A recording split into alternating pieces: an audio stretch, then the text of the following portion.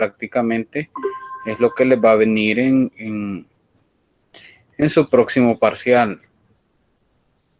Vamos a ver en el próximo parcial qué es lo que viene. Vienen gastos no deducibles, viene lo que vimos antes de los gastos no deducibles, algunos temas que se nos habían quedado antes de cerrar, lo que eran las presunciones para determinar el impuesto, ya sea este el impuesto sobre la renta o ya sea este el impuesto al valor agregado, o como nosotros comúnmente lo conocemos, o el impuesto a la transferencia de bienes muebles y a la prestación de servicios.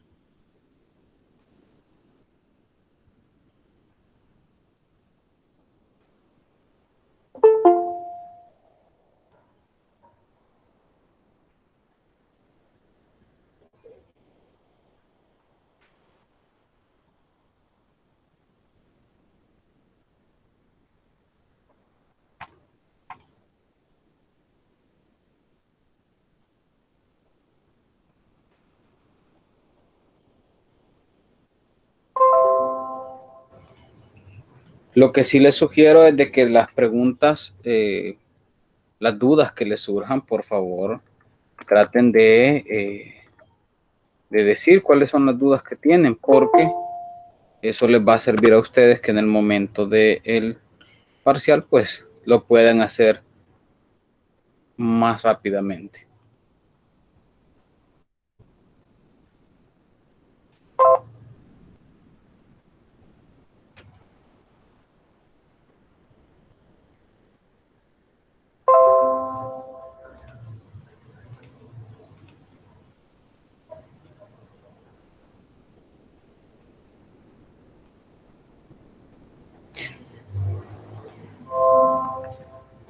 Lorena, ¿qué nos puede decir de este caso?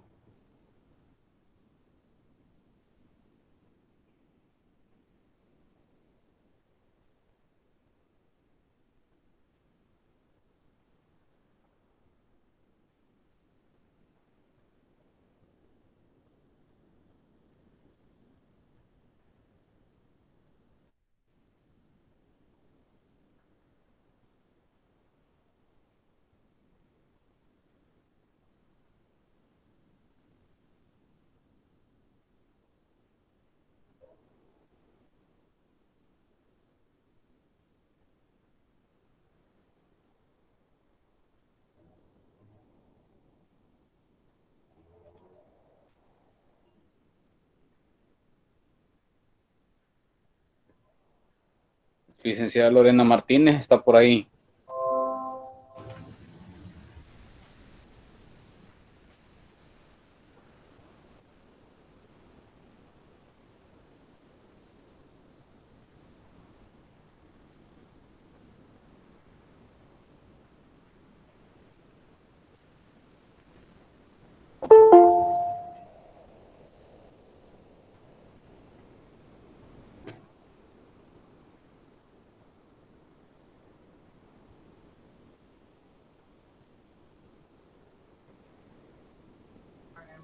¿Puedo opinar, licenciado? Hola. ¿Puedo opinar, Freddy? Sí, claro. Bueno, desde mi punto de vista y según lo que hemos visto, no es deducible ese cambio de los motores, porque no ha sido, aunque lo hizo como mantenimiento, en realidad no era un mantenimiento, sino que estaba como remodelando o cambiando algo importante del vehículo, sin el cual no iría en marcha y no haría que tuviera ingresos, ¿verdad? Entonces, según el artículo, no es deducible, solo aquellas reparaciones ordinarias, y ya un cambio de motor no es ordinario. Más los valores de cada uno.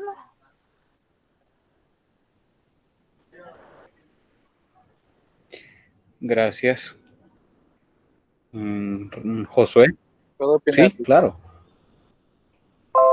Para mí sí es deducible, pero la forma que lo hicieron no está correcta, porque sin duda un motor es pieza fundamental de un vehículo y haciendo este tipo de cambios alarga la vida útil del mismo.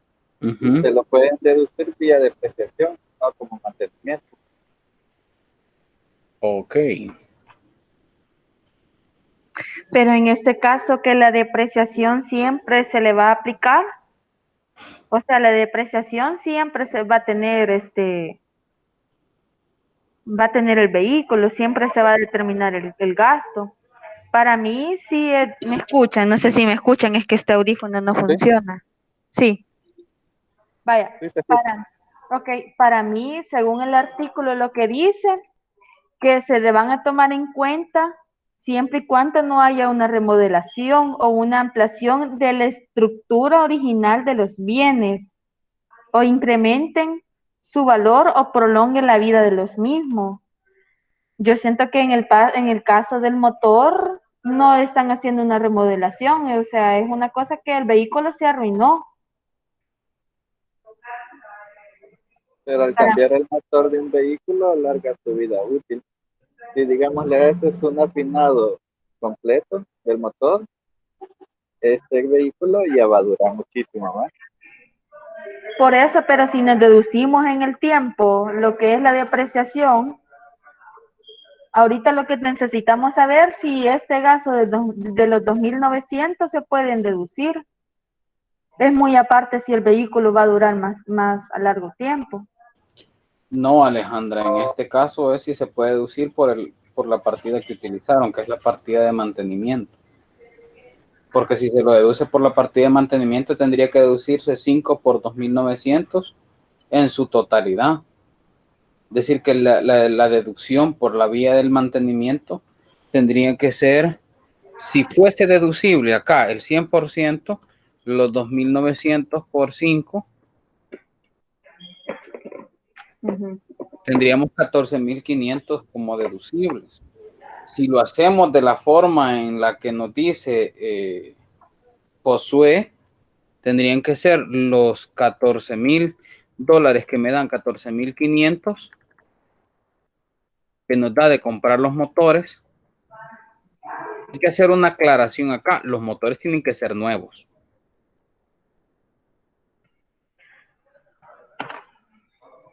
Ya vamos a ver la parte de la depreciación más adelante. Les digo que tienen que ser nuevos porque si no son nuevos, determinar el valor a depreciarse, hay que utilizar otro método para poder determinar cuál es el valor sujeto de depreciación. La pregunta aquí, ¿está bien que yo me lo puedo decir por la vía del mantenimiento o no me lo puedo decir por la vía del mantenimiento? Vale. Vale, Alejandra dice que sí, Cintia dice que no, y Carlos Jacinto, ¿qué dice?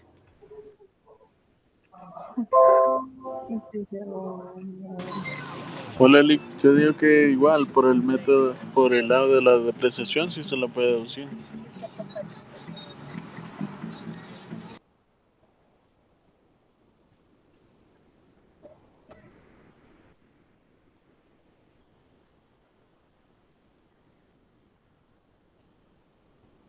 Vale, veamos.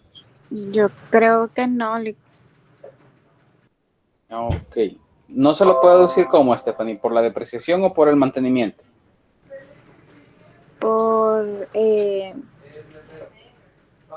por la depreciación.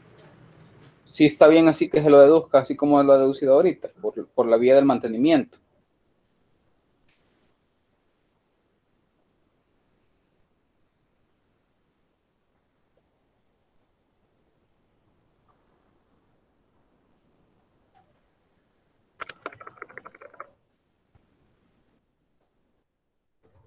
Vale, así como nos dice Cintia, como nos dice Josué y como nos dice, quiero ver quién más le preguntamos a Carlos Jacinto.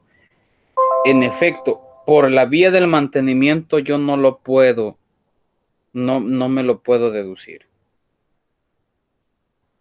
¿Saben qué pasa cuando yo le cambio motor a un vehículo?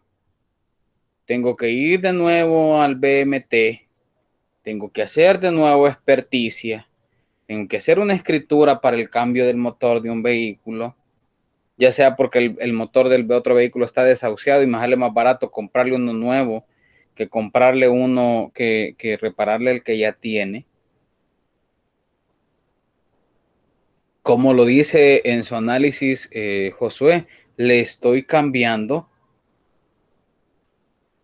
el horizonte de utilidad económica y de utilidad financiera. Le estoy cambiando la vida al vehículo.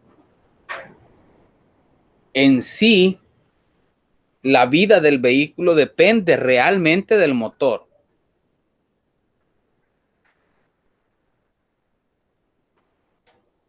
Por lo tanto, estoy cambiando la estructura de vida del vehículo. Entonces, yo tengo que ir a deducírmelo vía depreciación. ¿Qué significa? Contablemente, al valor residual del vehículo, yo tendría que irle a agregar los $2,900. ¿Contra qué? Contra la factura de compra, contra el comprobante de crédito fiscal de compra del motor del vehículo en la agencia.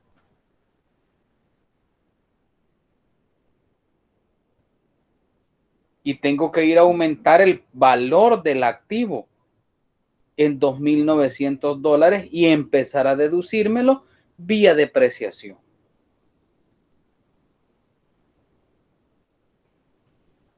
O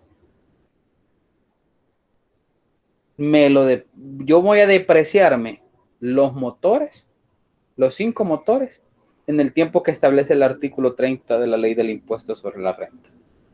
Como los motores están nuevos, 4 años de vida. Y hago una depreciación para el carapacho que quedó del carro y una depreciación para los motores.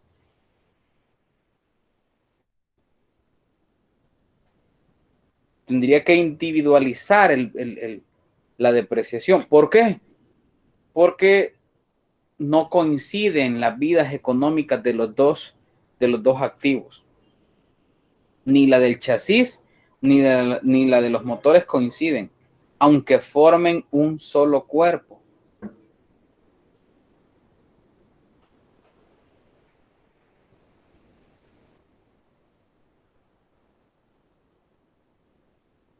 Si los motores están nuevos, entonces el monto sujeto a depreciarse son 14,500.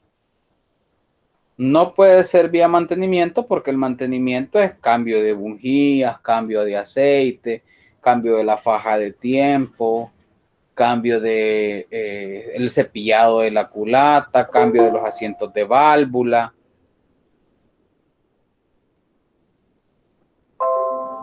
Es decir, todas esas cuestiones accesorias que no le cambian, no dan un giro completo en el horizonte de vida de el bien, pueden irse por la vía del mantenimiento. El cambio del empaque de culata, eso se hace cada cierto tiempo. ¿Por qué? Porque los vehículos andan calentándose. Si ustedes ven, el motor se calienta, llega a altas temperaturas. En algún momento, el empaque de la culata se termina, se corta. Antes de que se corte, lo cambian. Los asientos de válvula se arruinan. Antes de que se terminen, lo cambian. Yo he insistido con ustedes en decirles, miren, cuando ustedes tengan un problema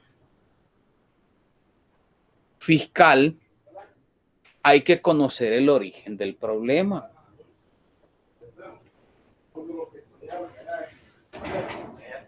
Las mujeres, y no es que uno tenga que las mujeres tener de menos al sexo, porque no son menos que los hombres, pero suelen no relacionarse mucho con los problemas de un vehículo.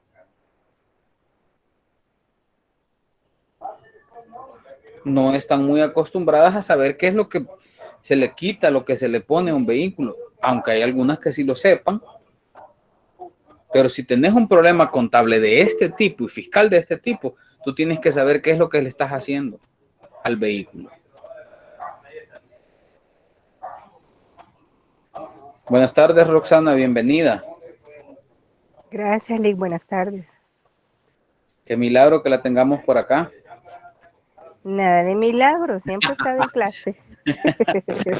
Es mentira, yo sé. Gracias. ¿De dónde viene? De lejos. Me imagino.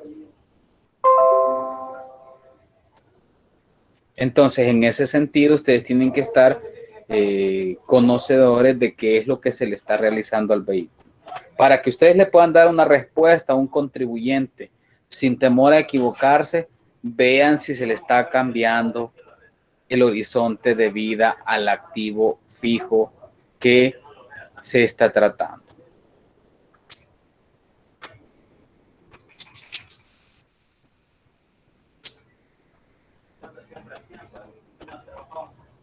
Yancy, no sé si quedamos claros ahí.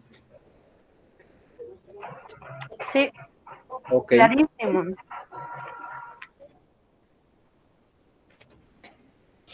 La depreciación. Sí, pero ahí en la presentación deberíamos de poner lo que no aplica como mantenimiento, porfa. Ahí. Ahorita. Gracias, gracias.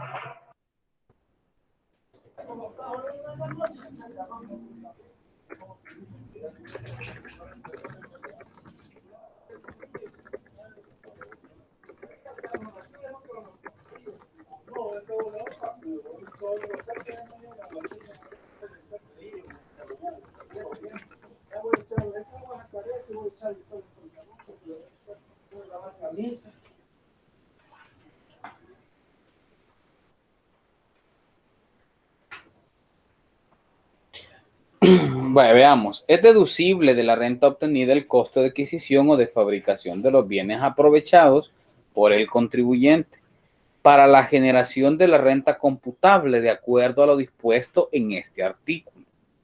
En los bienes que se consumen o se agotan en un periodo no mayor a 12 meses de uso o empleo en la producción de la renta, su costo total se deducirá en el ejercicio en el que se empleó, en el que su empleo haya sido mayor, según lo declare el contribuyente.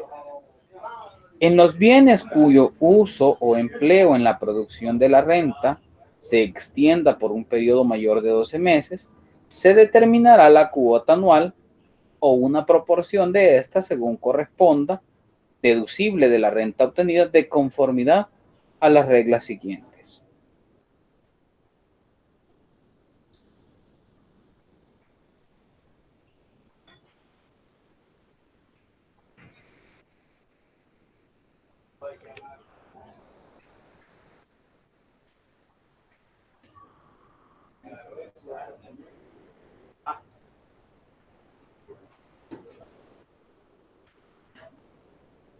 La deducción procede para la pérdida de valor que sufren los bienes e instalaciones por el uso en la fuente productora de renta gravada. En los bienes cuyo uso o empleo en la producción de la renta gravada no comprenda un ejercicio de imposición completo, será deducible únicamente la parte de la cuota anual que proporcionalmente corresponda en función del tiempo en el que el bien ha estado en uso en la generación de la renta o conservación de la fuente en el periodo o ejercicio de imposición. ¿Qué significa? Que si un bien yo lo compré en noviembre, yo le calculo la depreciación para 5 años, si es que corresponde a maquinaria, y voy a deducirme en esto, de noviembre a diciembre, la parte proporcional que corresponda a esos meses. No puedo, si yo lo compré en noviembre, yo no me puedo deducir todo el año, puedo deducirme la parte proporcional que corresponda. En el caso que los bienes se empleen en la producción, construcción, manufactura o extracción de otros bienes, asimismo, en la lotificación de bienes inmuebles, el valor de la cuota de depreciación anual o proporción correspondiente formará parte del costo de dichos bienes. En este caso, únicamente se tendrá derecho a deducirse de la renta obtenida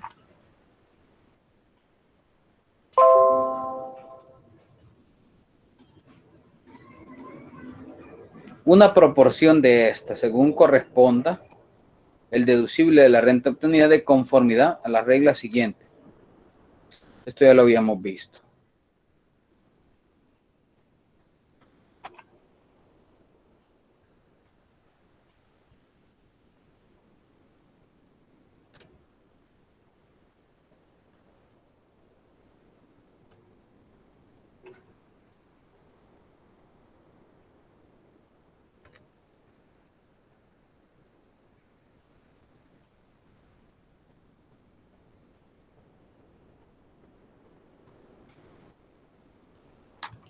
En este caso únicamente se tendrá derecho a deducirse la renta obtenida el valor de la depreciación que corresponda a los bienes vendidos en el ejercicio o periodo de imposición respectivo.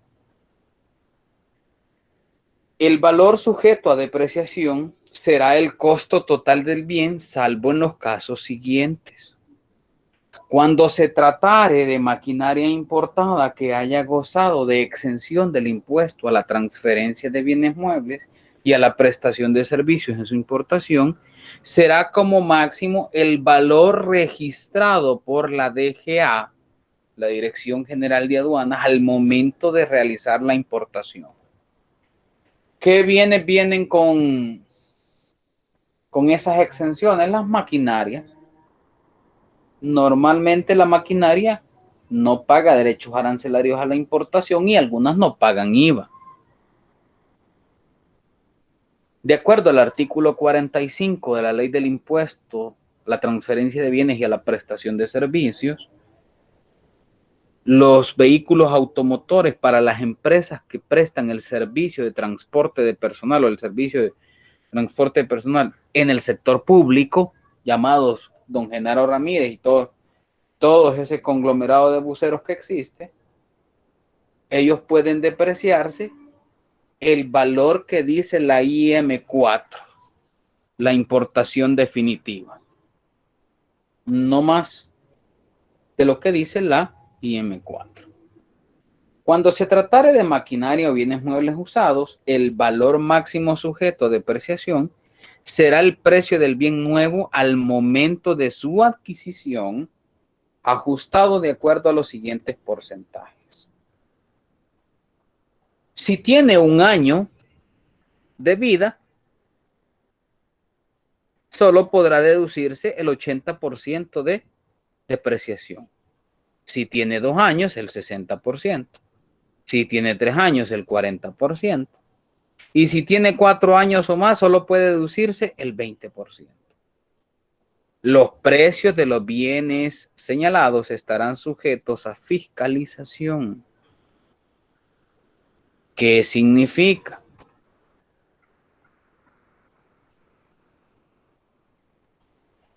Que cuando ustedes van a hacer una depreciación sobre un bien usado y andan por ahí los del Ministerio de Hacienda, le van a pedir la base sobre la cual calculó la depreciación.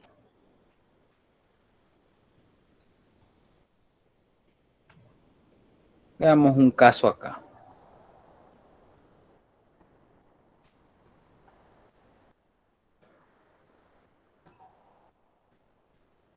Vamos a suponer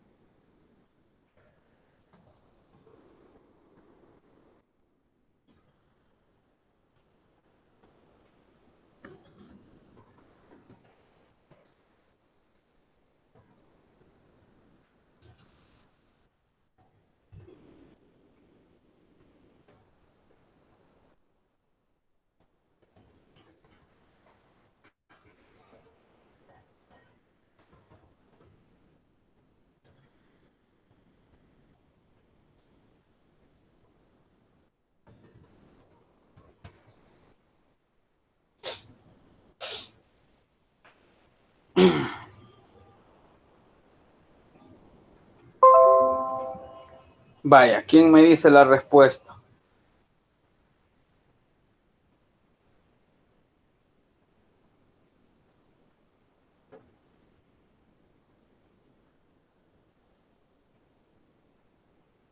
Por un puntito. Serían 16,000 lo que se van a depreciar para el primer año. 16,000. Ajá.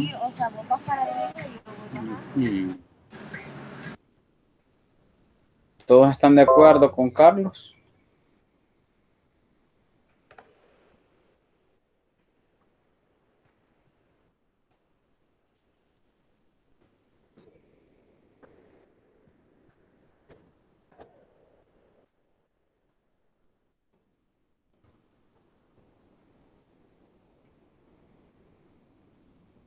Sofía, ¿qué dice?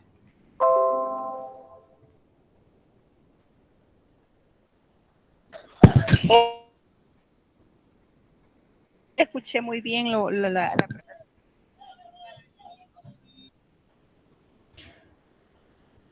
La empresa XYZ compró un vehículo usado el 2 de enero del año 2020 por un valor de $20,000.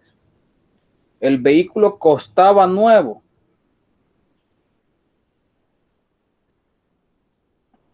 Según los datos de Grupo Q, 40,000. O sea, ya. $40,000. Aquí hay un dato que no lo hemos puesto. Vamos a suponer, determine la depreciación si el vehículo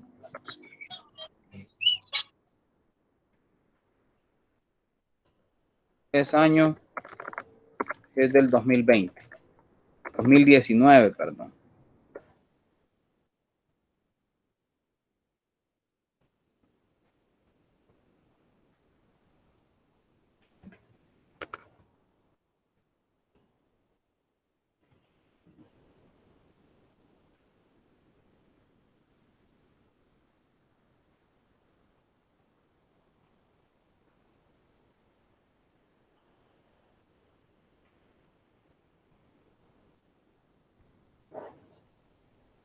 Son 32,000, licenciada. Estamos hablando de, ¿qué hizo ahí, Cintia? Como es un bien usado, ¿verdad? Uh-huh. Si tomamos la base del artículo 30, la depreciación menciona que si son maquinarias o bienes usados, el valor máximo a depreciar será el precio del bien nuevo al momento de su adquisición. Pero nuevo, ¿verdad? Uh-huh. Ajustado según los distintos porcentajes que menciona acá, y como dice que solo tiene un año de nuevo, ¿verdad? Usado, Uh-huh.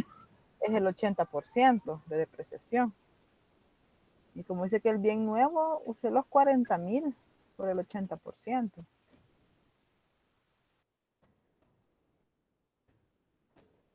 Y eso le da 32,000.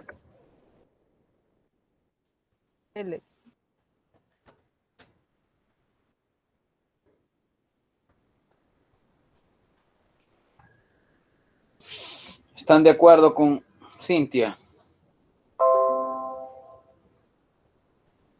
¿Saben por qué Cintia? Sí, porque ya estaba usado. ¿Quién?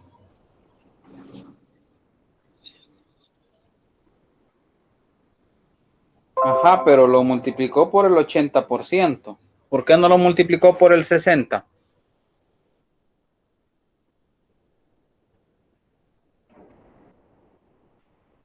Bueno, porque dice que es de 2019 nuevo, ¿verdad? Uh-huh. Y lo compró en el 2020 de usado, tiene un año nada más. Y en efecto, lo que pasa es que usted ya lo sabe, pero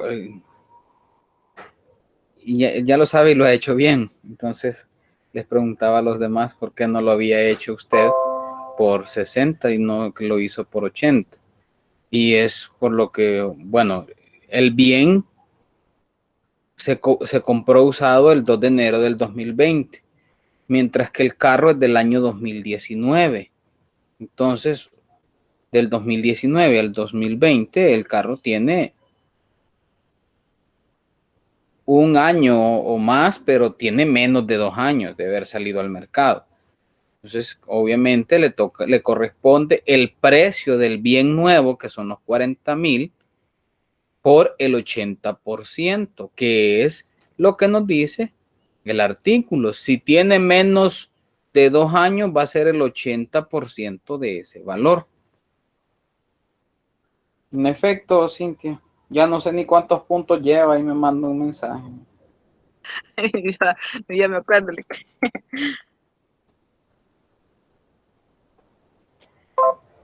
Ahora díganme ustedes, ¿qué pasaría si este vehículo se compró en el exterior y no tengo el valor del bien nuevo?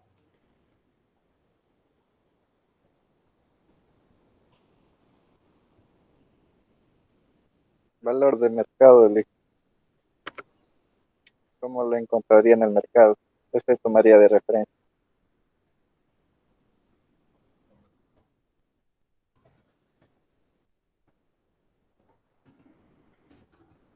Regálame la base legal. No tengo. Ok, vaya Josué. ¿Qué dice? ¿Están de acuerdo con Josué? Porque lo que Josué nos acaba de decir parte de una lógica muy compleja. Josué tiene razón cuando dice, bueno, si yo no le puedo establecer un valor porque no tengo los datos de a cómo lo compró en la agencia el primer dueño del vehículo, me voy por el valor de mercado. ¿Quién más está de acuerdo con Josué?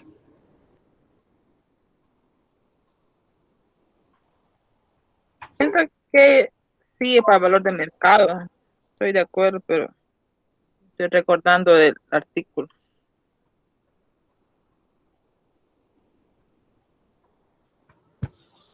Vaya, sigámoslo leyendo y después vamos a regresarnos hasta por ahí. Una vez. Hola. Hola. Hola. Vaya, si el vehículo es importado, o sea, me imagino que viene una declaración de mercancía donde viene lo que, o sea, lo que costó, viene el costo. Ese sería el costo Ya usado en el exterior. por eso, ajá, ese, o sea, cuando usted viene a hacer la declaración de mercancía, siempre viene el costo del vehículo. Me imagino que ahí le van a sumar todos los costos para determinar un valor y ahí lo van a cotejar de acuerdo a un valor de mercado. Vale. Gracias, Sofi.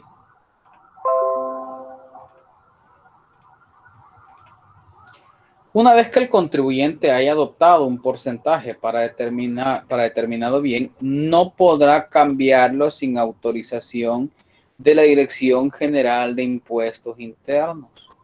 En caso de hacerlo, no será deducible la depreciación. Vean cómo lo dice, bien claro lo dice el artículo.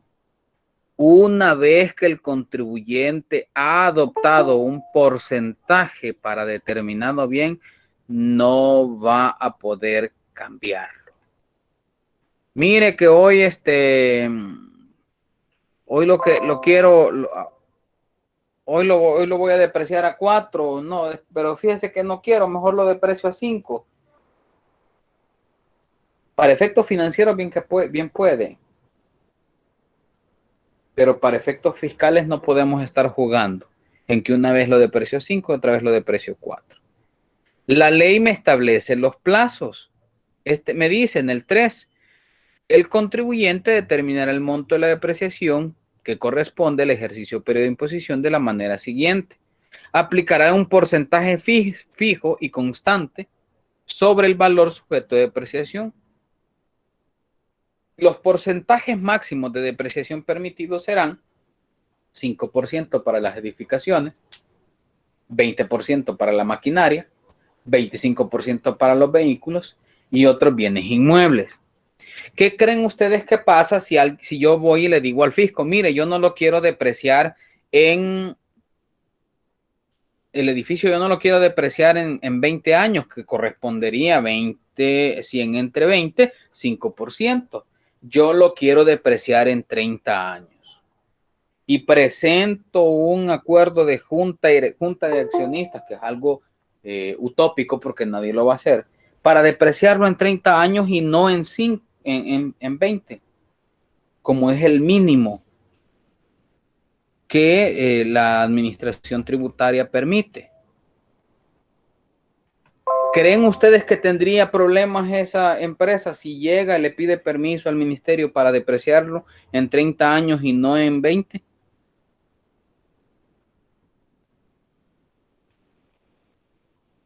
Ofelia.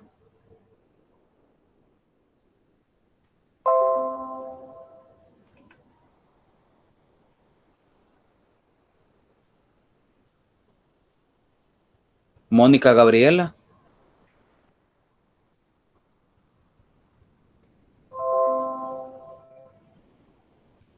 Y licenciada Roxana, si nos viene escuchando por ahí.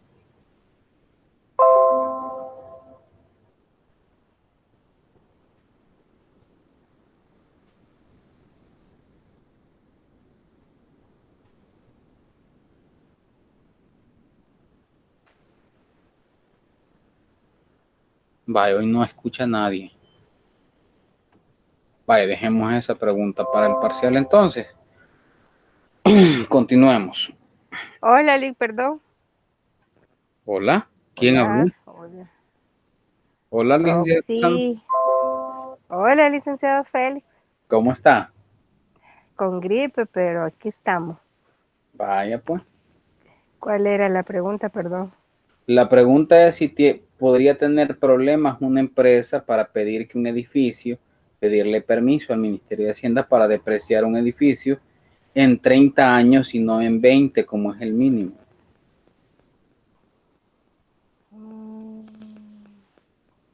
Desconozco de esos casos, Lick. Si nos ayuda, por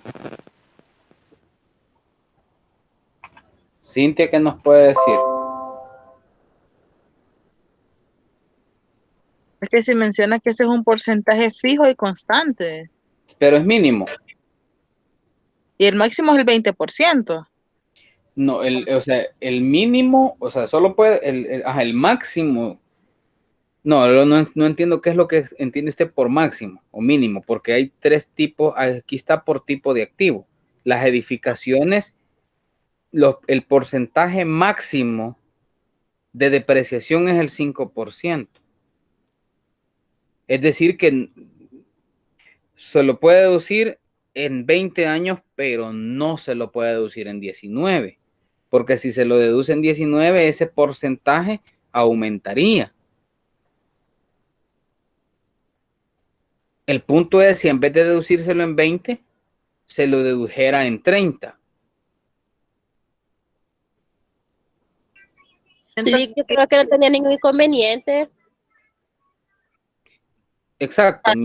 Mientras no haya llegado a un acuerdo con la administración tributaria para deducírselo en 20 años, puede hacerlo en 30. Claro que no puede hacerlo un año en 30, otro año en 20, otro año, es decir, a discreción de la empresa no lo puede hacer. Sí puede aplicarle un porcentaje fijo, por ejemplo, del 2.5% y deducirse una edificación en 40 años y no en 20 como está estipulado por la ley, que es el mínimo de años que se le pueden, el mínimo de años que se puede deducir. Ahora, ¿qué es lo que pasa? Que ninguna empresa va a querer deducirse un edificio en 30 años pudiendo deducírselo en 20. ¿Cuál es la razón fiscal? ¿Por qué la depreciación, a medida que se acelera, representa para el empresario un beneficio y no un costo? Porque se le aumentan sus gastos y eso le ayuda al final del año para pagar menos renta. Exacto, esa es la razón fiscal. Otro punto para la chica Lisette. Ahí me acuerdan que a mí se me olvida. No lo Gracias, estoy... ya llevo 2, qué emoción. Es por eso. Ahora bien, si ustedes ya le dijeron a la administración tributaria, mire, yo me voy a deducir la máquina al porcentaje fijo del 20%, yo no puedo cambiar de 20% a 15%, a 10%, ya le dije a la administración tributaria. Por lo tanto, si yo cambio esos datos, aquí me lo dice la ley, no van a ser deducibles.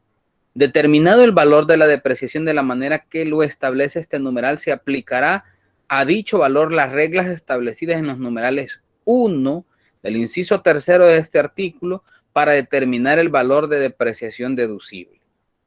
De tal manera que estos son los porcentajes máximos de cada uno de los tipos de bienes a deducirme. Otros bienes inmuebles. ¿Cuáles otros bienes inmuebles? Bueno, sencillo, ahí están el sofá, la mesita de los escritorios. Esos se deducen en un máximo, en un 50%. Significa que si yo voy a deducirme algo vía depreciación, no me lo puedo deducir vía compra. Mire, es que en las compras de la declaración de renta suman 100,000. Y la depreciación, la depreciación suma 20. Es que dentro de las compras ya va una remodelación de todo el mobiliario de oficina se compró nuevo. Porque no puede haber duplicidad de costos. Yo debo mantenerme firme en los porcentajes que aplico de depreciación. Las políticas contables de depreciación son aprobadas por el Ministerio de Hacienda.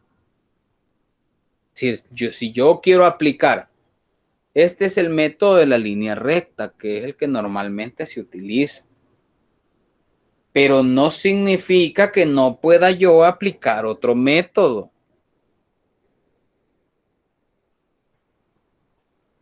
Un método que se pueda apegar a la realidad económica del bien.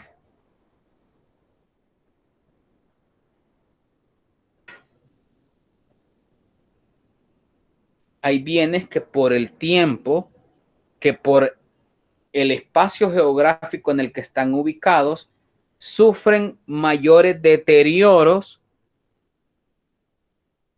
que los que puede sufrir un bien en la ciudad.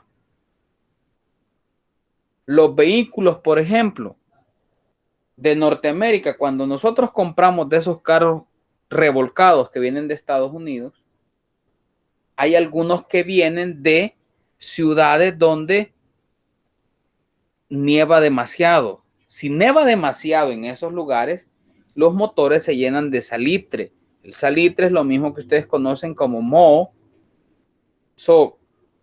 Se come el motor, todas las partes de hierro y aluminio, y acelera su proceso de degradación. Hay algunas maquinarias que trabajan en base a unidades producidas.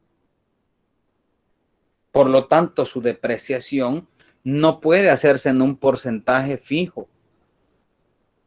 Tiene que hacerse en función de las unidades producidas. Si yo tengo vehículos y los camiones sirven para repartir el pollo, como por ejemplo el sello de oro, yo podría decir al Ministerio de Hacienda, miren, señor del Ministerio de Hacienda, ustedes me están dando 5 años para depreciarme este vehículo, este camión.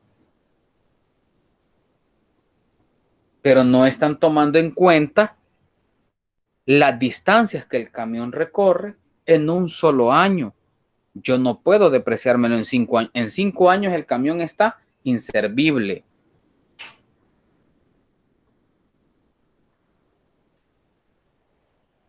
Cuando ustedes compran un carro en la agencia, les dicen, bueno, la garantía son 75,000 kilómetros o 5 años o 4 años.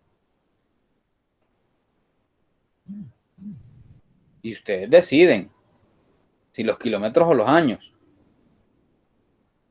El kilometraje es una depreciación acelerada. ¿Por qué? Porque si ustedes en los primeros 3 años se consumen 75,000 kilómetros porque sacan un vehículo para andarlo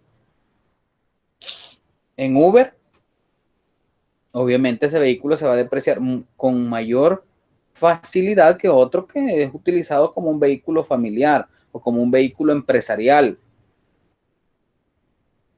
Por lo tanto, sí se puede cambiar el método de depreciación con previa autorización del Ministerio de Hacienda y teniendo en cuenta que van a ser sujetos de fiscalización.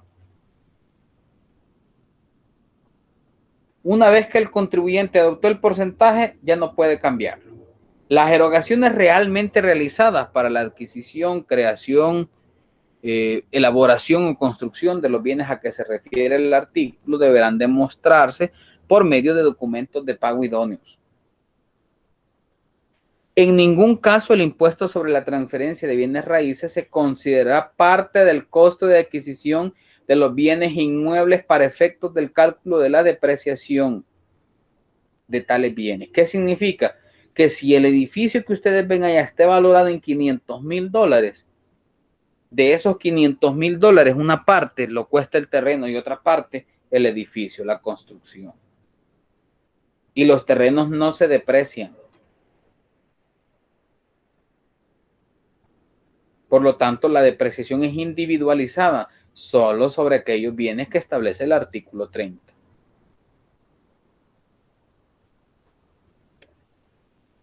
Para los efectos de esta deducción no es aplicable la evaluación o revaluación de los bienes en uso.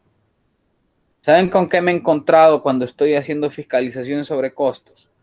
Cuando se está haciendo una verificación sobre costos y gastos. Depreciaciones que se han calculado en función del valor que le dio la aseguradora al vehículo y no el costo de adquisición que tiene en la agencia.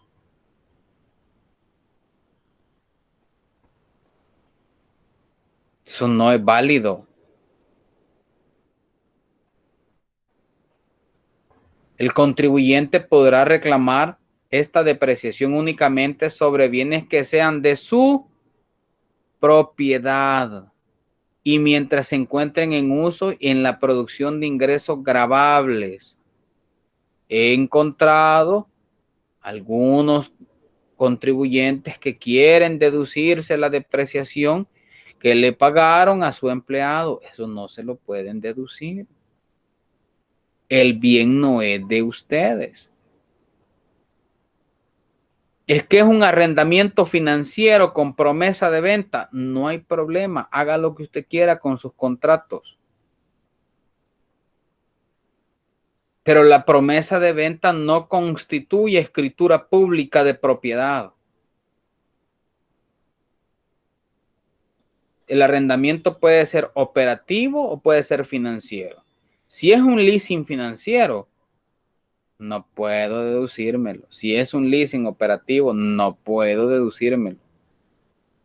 Cuando se trate de bienes en el que una persona tenga el usufructo y otra tenga la nuda propiedad, la depreciación la hará el usufructuario mientras dure el usufructo. La nuda y el usufructo son dos temas completamente legales. El usufructo es el derecho al uso y la nuda es la propiedad. Ustedes pueden tener solo derecho a usar un bien, pero no es de ustedes. Los contribuyentes deberán llevar registro detallado de la depreciación, salvo aquellos que no estén obligados por ley a llevar contabilidad formal o registros. El reglamento regulará la forma de llevar dichos registros. Si el contribuyente hubiere dejado de descargar en años anteriores la partida correspondiente a la cuota de depreciación de un bien o hubiere descargado en cuantía inferior, no tendrá derecho a acumular las deficiencias a las cuotas de los años anteriores. ¿Qué significa? Mire, yo compré un bien en el 2018 que se depreciaba a razón de 2.500, pero en el 2019 se me olvidó quitármelo. ¿Puedo en el 2020 sumar lo del 2019 y lo del 2020 y deducírmelo? No, porque el canon de depreciación, el valor de la depreciación del 2019 debió deducirse en el año 2019. ¿Puedo modificar la declaración del año 2019 e incrementar ese valor de la depreciación? Claro.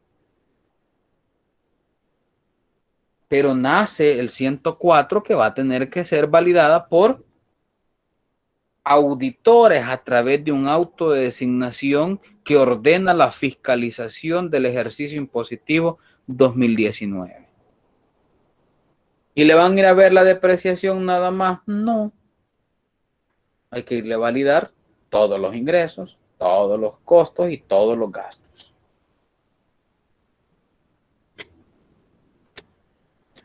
No son depreciables las mercaderías o existencias del inventario del contribuyente, ni los predios rústicos o urbanos, excepto lo construido sobre ellos. En este último caso, que se refiere a las edificaciones para efectos de la procedencia de la deducibilidad, el contribuyente deberá separar en su contabilidad el valor del terreno y el valor de la edificación.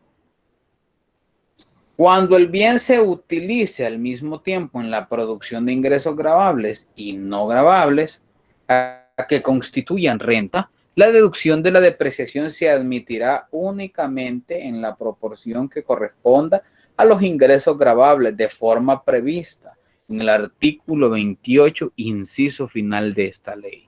Y volvimos a encontrar la proporcionalidad.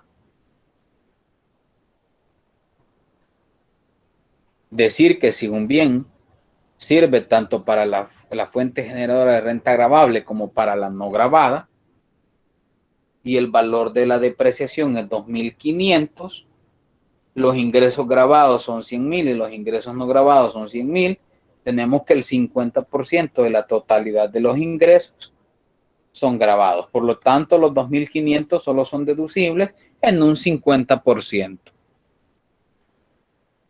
El bien depreciable será redimido para efectos tributarios dentro del plazo que resulte de la aplicación del porcentaje fijo. No podrá hacerse deducción alguna por depreciación sobre bienes que físicamente ya hayan sido redimidos o hayan quedado redimidos. Es deducible de la renta obtenida mediante la amortización el costo de adquisición o de producción de los programas informáticos utilizados para la producción de la renta gravable o la conservación de su fuente, aplicando un porcentaje fijo constante de un máximo del 25% anual sobre el costo de producción o adquisición. Todo sin perjuicio de lo dispuesto en los siguientes literales. En el caso de programas informáticos producidos por el propio contribuyente para su uso, no será deducible el costo capitalizado cuando hayan sido deducidos con anterioridad en un periodo o ejercicio de imposición. Para efectos de la deducción aplicable a la evaluación o revaluación de los programas, cuando se requiera un programa utilizado, el valor sujeto de amortización será el precio del programa nuevo al momento de su adquisición, ajustado de acuerdo a los siguientes porcentajes. Es decir, que lo mismo que hicimos con la depreciación aplica para la amortización también.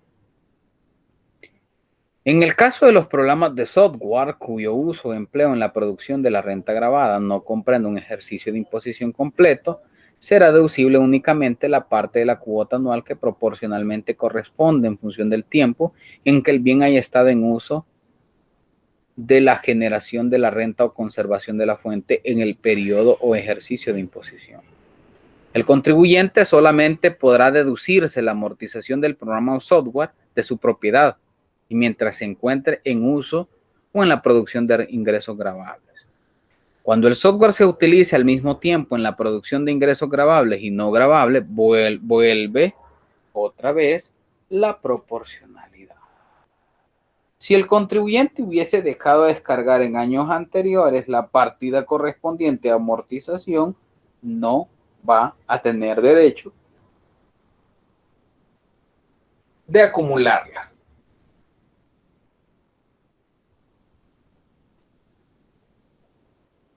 Lo establecido en el artículo de la amortización es sin perjuicio de lo que nos dicta el artículo 156A y 158 del Código Tributario.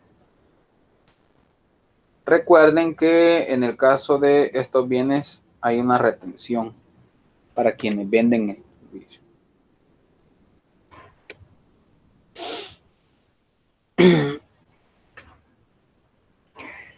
Esto que ustedes están viendo acá es un tema muy aparte antes de que veamos este tema, que es un agregado de la materia de derecho tributario, en donde están cómo se realizan los análisis para efectos de las fiscalizaciones.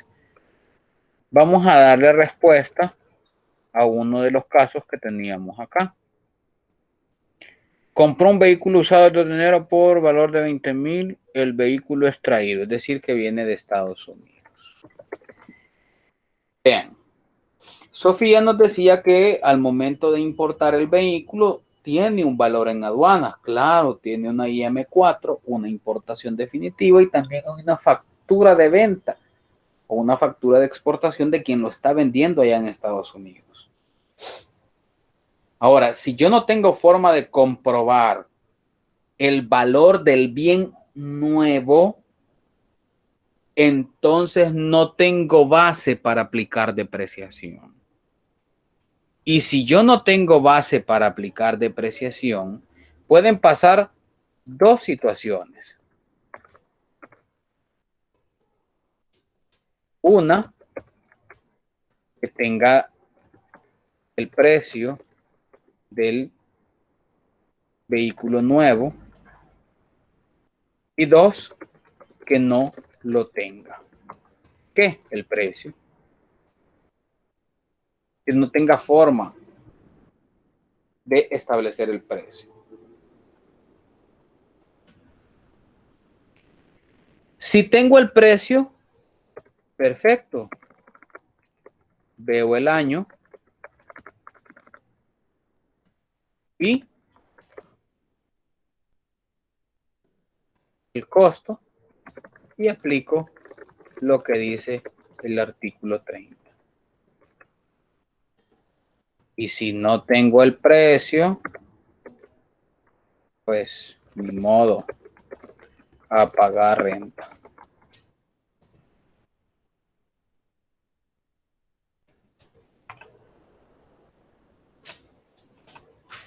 Ahora, ¿hay alguna otra cosa que hay que agregar acá?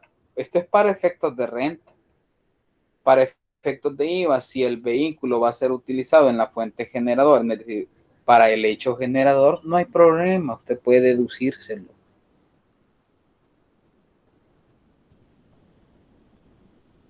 Aquí el problema es para efectos de renta. Yo debo establecerle la depreciación. Si no tengo forma de establecer la depreciación, no tengo gasto deducible.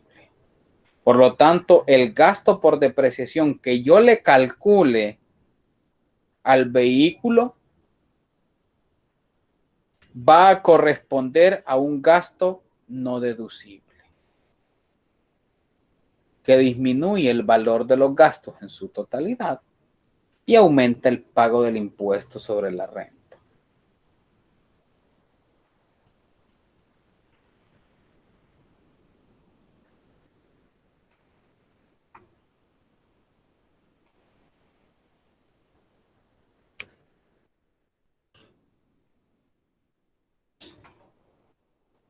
¿Hay preguntas hasta acá?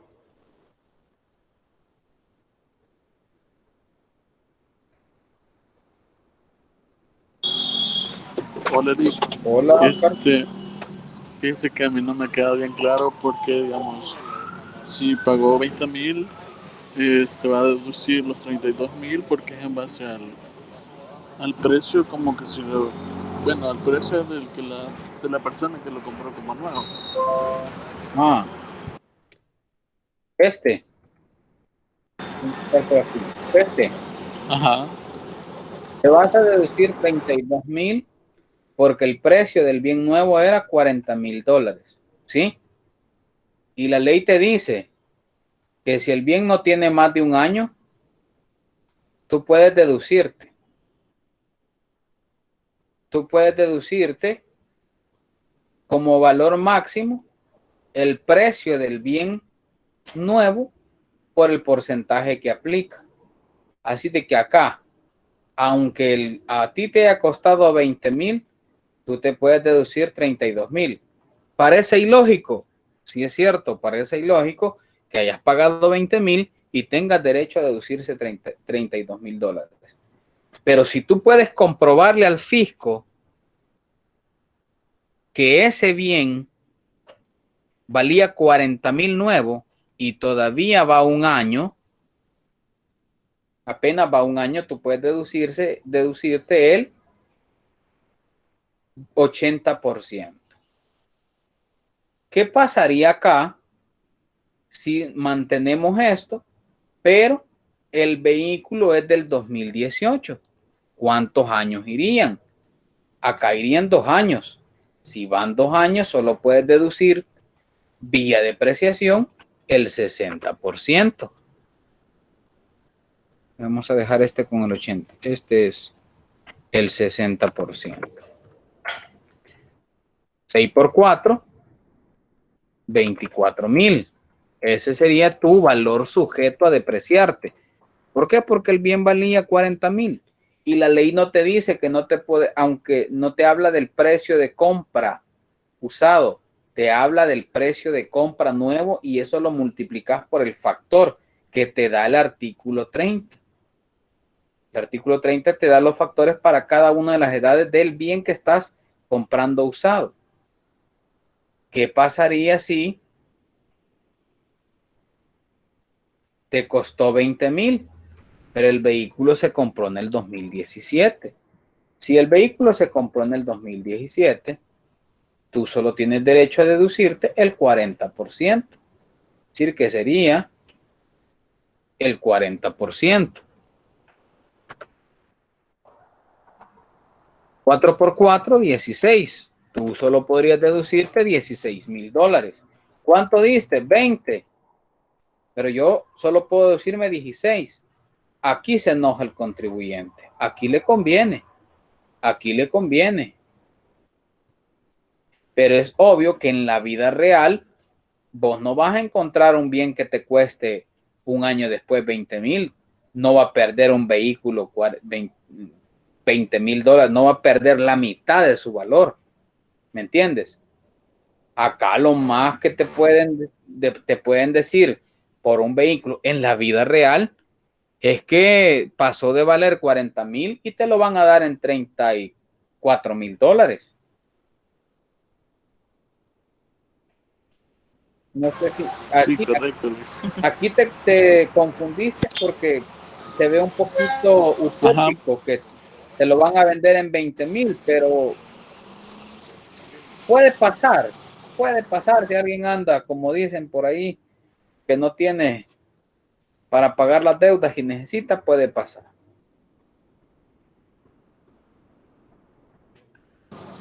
Pues sí, que sí, ya entendí bien. ¿Ok?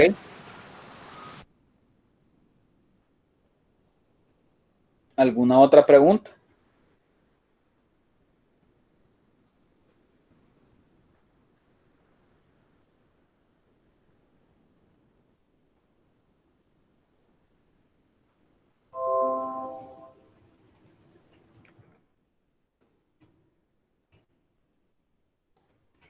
Miren, el análisis con enfoque tributario trata de identificar las diferentes formas de análisis de los estados financieros que faciliten la interpretación de los mismos.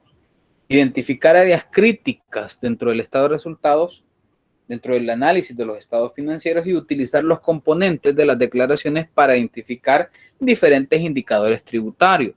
Ahora, ¿por qué hablamos de esto? Dentro de los procesos de fiscalización, dentro de los procesos de ustedes con miras a convertirse en auditores externos de las empresas o en auditores internos de una empresa, ustedes tienen que verificar, tienen que hacer análisis de los estados financieros con enfoque tributario.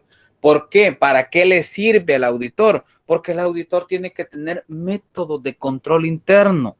La metodología del control interno a través del análisis de los estados financieros con un enfoque tributario, contable y fiscal debe servirle como herramienta para identificar cuáles son aquellas áreas críticas de la empresa.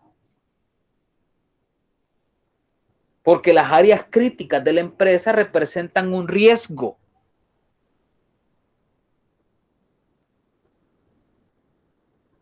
Para el auditor externo,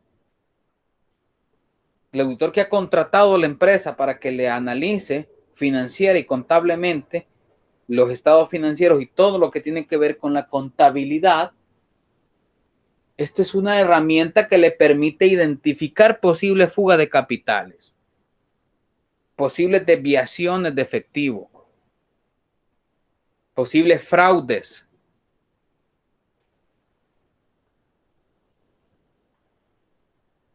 Tenemos que el análisis financiero consiste en comparar componentes de los estados financieros del ejercicio de estudio y un ejercicio anterior. Asimismo, clasificar y agrupar las diferentes partidas individuales que forman una cuenta de tal manera que los grupos constituyen unidades homogéneas y significativas. El análisis financiero con el enfoque tributario es la separación de la información contenida en los estados financieros e información contable y los valores declarados por el contribuyente en partes manejables, así como los informes, dictámenes fiscales de los contadores públicos con el objeto de establecer siempre las posibles áreas críticas. El análisis financiero que le hace Hacienda es un análisis basado en los sistemas de Hacienda. Pero el riesgo tributario es la posibilidad que los valores declarados sean menores a los que legalmente corresponden, por lo que se debe tomar en cuenta controles de la administración tributaria. Eso es lo que hace el ente activo para la detección de inconsistencias y se hace un análisis de indicadores. Los métodos de análisis de los estados financieros están el análisis vertical, el análisis horizontal, el análisis de componentes y los indicadores por relaciones. El análisis vertical es una comparación entre las cuentas que conforman el estado financiero de un determinado ejercicio. En ese método se establece una relación porcentual respecto al rubro que pertenecen o a otros relacionados con estas. El horizontal es una comparación entre las cuentas y subcuentas pertenecientes a los estados financieros que corresponden a ejercicios distintos. Las variaciones o diferencias determinadas pueden establecerse en términos relativos o en términos absolutos, es decir, en términos porcentuales o en términos de moneda. El análisis de los componentes consiste en relacionar entre sí diferentes cuentas contables que por su naturaleza pueden ser utilizadas por contribuyentes al registrar sus operaciones y que obviamente podrían revelar algunas operaciones omitidas de declarar o no reconocidas. ¿A quién le sirve esto? Esto no le sirve solo al Estado. Esto le sirve a ustedes como auditores, como próximos contadores, para que ustedes puedan determinar. Ustedes se van a encontrar cuando lleven una contabilidad que les va a tocar que ir a recoger los pedazos de la contabilidad que otro contador dejó antes. Es por eso que se insiste tanto en que ustedes tienen que mejorar la calidad de lo que van a presentar.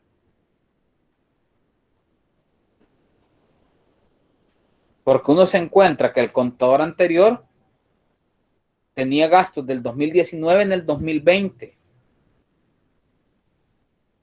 Gastos del 2010, 2015, 2017 en el 2019. Y cuando llegue el auditor, el que hace los dictámenes fiscales, el auditor externo, encuentra todo eso y está en la obligación ética de dejarlo en el anexo 12A del dictamen fiscal. Y aquí hay un conjunto de relaciones tributarias que nosotros podemos encontrar. Débitos fiscales entre créditos totales, ventas totales entre compras totales, es decir, se obtiene al dividir el valor del débito fiscal anual generado por sus transferencias de bienes muebles y prestación de servicios entre el total de créditos fiscales anuales. Ventas totales entre compras totales, que voy a ver qué parte de las compras totales representan las ventas para determinar un margen de compra. Exportaciones entre ventas totales para determinar, miren, esto tiene una aplicabilidad tributaria, una aplicabilidad financiera increíble. Conocer cuántas de mis ventas totales están representadas por la cuenta de exportaciones. Es decir, cuántas ventas exentas como parte de las ventas totales. Porque al financiero, al gerente, le sirve como estrategia de negocios para enfocar sus estrategias y técnicas y métodos. Al contador y al auditor le sirve para determinar áreas críticas, posibles desviaciones a la aplicación de la proporcionalidad.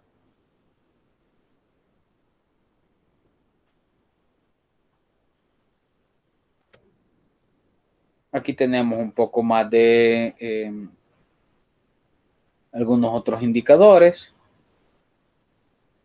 Costos totales, costos y gastos deducibles entre el total de rentas grabadas. ¿Y eso lo hacen a nivel financiero? Sí. Los mismos indicadores que se hacen a nivel financiero sirven a nivel tributario. Es por eso que se ha insistido que cuando ustedes ven la administración financiera 1, tienen que afianzar la interpretación a los estados financieros, porque la interpretación en los estados financieros es la base técnica que ustedes tienen como actuación cuando se conviertan en auditores.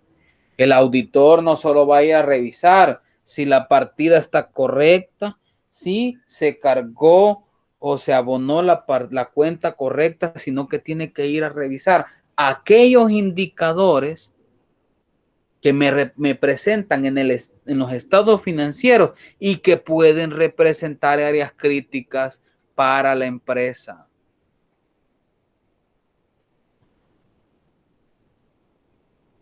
Margen de ganancia neta, margen del costo neto, margen de utilidad,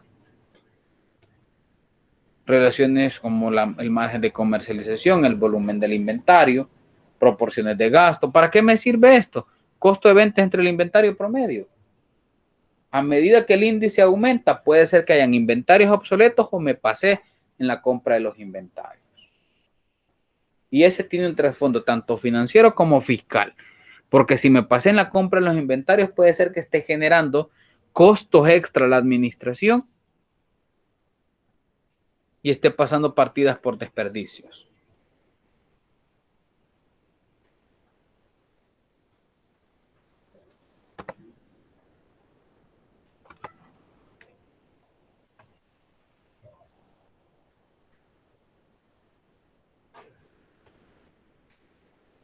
¿Tienen alguna pregunta hasta acá?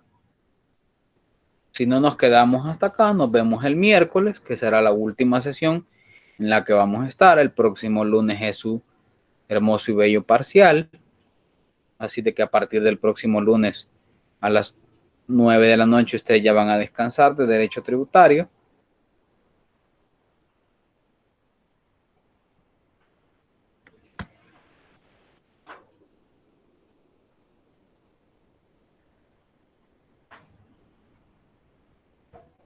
¿No hay preguntas? Buenas noches. No, Lick, no hay consultas. Buenas noches. Hola. No hay preguntas, Lick. No hay consultas. Feliz noche, Lick. Hay preguntas, licenciado. Gracias, buenas noches. Gracias, licenciado. Buenas noches. Buenas noches. Buenas noches, Lick. Y feliz cumpleaños a Roxana, si aún está por aquí. Gracias a ustedes. No, ya se nos fue.